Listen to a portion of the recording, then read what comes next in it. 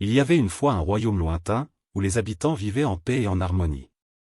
Au cœur de ce royaume, niché au sommet d'une colline verdoyante, se trouvait une petite cabane habitée par un vieux sage nommé Maître Éden.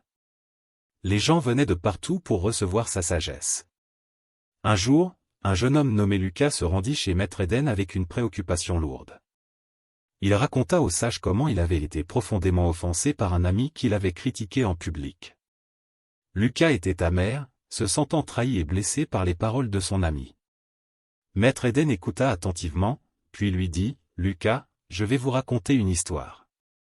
C'est l'histoire de la quête du papillon d'or. Il était une fois un papillon extraordinaire, dont les ailes scintillaient d'une couleur dorée éclatante. Ce papillon était si rare et si magnifique que les gens du royaume rêvaient de le capturer. Mais il était insaisissable, volant librement dans les cieux.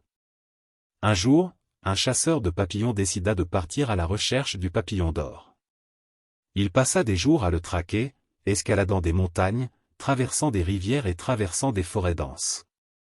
Enfin, après une longue quête, il trouva le papillon, posé sur une fleur.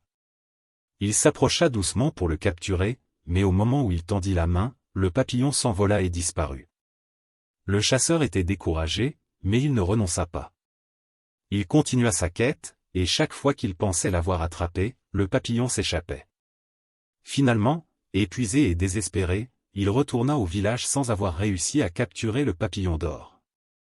Maître Éden regarda Lucas et dit, « Lucas, la quête du papillon d'or symbolise notre quête pour éviter d'être offensé.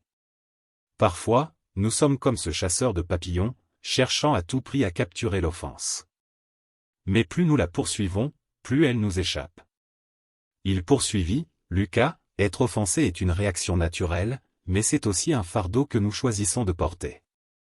Lorsque quelqu'un nous blesse par ses paroles ou ses actions, nous avons le choix, nous pouvons choisir de laisser notre paix intérieure être emportée, comme le papillon qui s'échappe, ou nous pouvons choisir de laisser aller l'offense et conserver notre sérénité. » Lucas réfléchit profondément à cette leçon.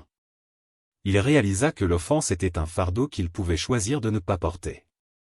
Il décida de pardonner à son ami et de ne pas laisser l'offense le retenir. Ainsi, il apprit l'art de la non-offense, réalisant que la vraie sagesse résidait dans la capacité à laisser les paroles et les actions des autres glisser sur lui comme les ailes d'un papillon, sans le retenir ni le blesser. Lucas quitta la cabane de Maître Éden avec un cœur léger, sachant qu'il avait découvert une sagesse précieuse qui lui servirait tout au long de sa vie.